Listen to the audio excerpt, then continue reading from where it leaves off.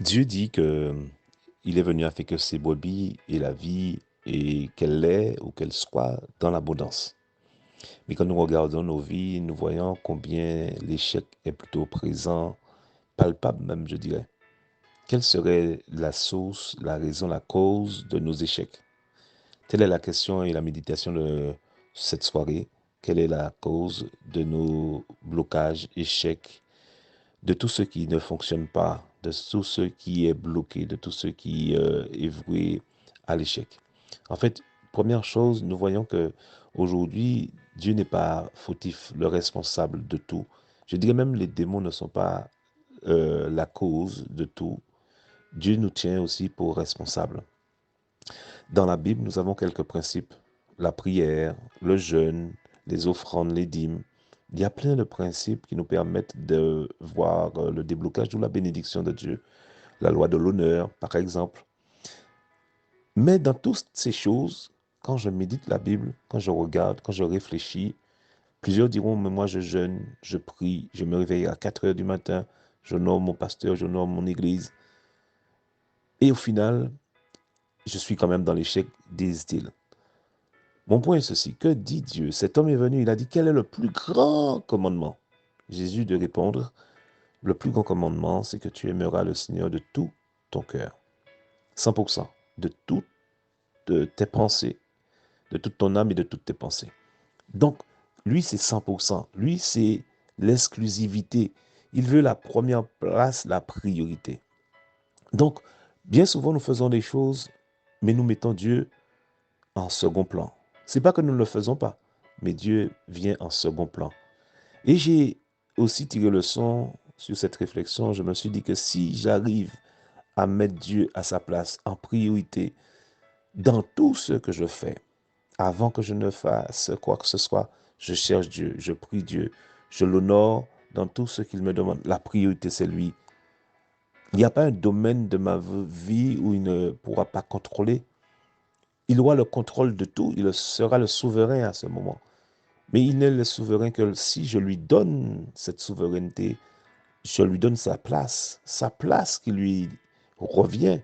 Alors mon point, je vois que nous faisons des choses, mais après que Dieu, quand nous disons nous faisons des choses, oui, mais nous faisons ces choses dans le désordre. Et là, Dieu trouve une place, la place du reste. Mais il ne veut pas le reste. Il veut la priorité, la prééminence, la première place.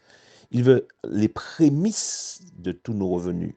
Et nous disons que bien souvent, la dîme, ce n'est pas 10%, mais la dîme, c'est les premiers 10%.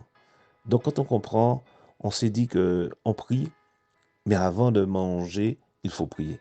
C'est pas quand on a déjà mangé qu'on prie. On fait des projets. C'est pas qu'on ne soit pas ambitieux. On a des projets, on entreprend. Et ce n'est qu'après on dit Seigneur, mets un sceau, accomplis, inspire, conduis ce projet. Non. On devrait chercher Dieu en premier. Dieu nous bénit et ce n'est qu'après nous disons Seigneur, alors que cette bénédiction qui est censée nous faire du bien devient une malédiction parce que nous servons la bénédiction, nous nous attachons à la bénédiction et non au Dieu qui a béni. Le ministère peut même devenir une malédiction pour nous.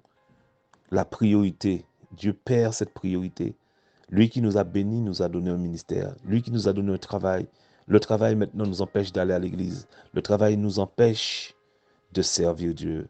Et quand maintenant nous servons Dieu, nous oublions Dieu lui-même. Seigneur, nous te demandons pardon. Nous revenons à toi et nous voulons que tu reprennes ta place.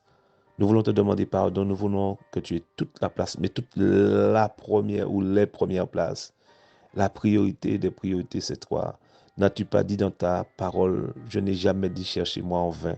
Tu as dit, celui qui me sert le Père l'honneur. Tu as dit chercher premièrement le royaume et la justice de Dieu, et toutes ces choses vous seront données. Tu as dit que celui qui me sert le Père l'honorera.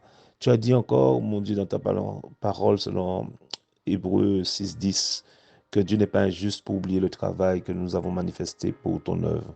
C'est pour cela, Seigneur, nous voici, nous avons fait tellement de choses, nous avons transpiré, nous avons fait des efforts, mais sans toi, nous t'avons cherché qu'après. Père, pardonne-nous, nous revenons à toi, et que ta paix qui surpasse toute intelligence garde un cœur qui revient et rétablis-nous dans ta volonté.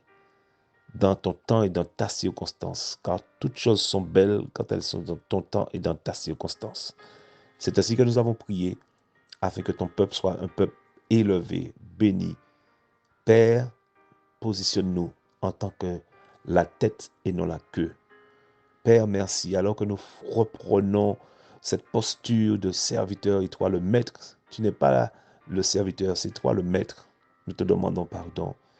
C'est nous qui devons nous aligner, nous soumettre à ta volonté, à ta parole.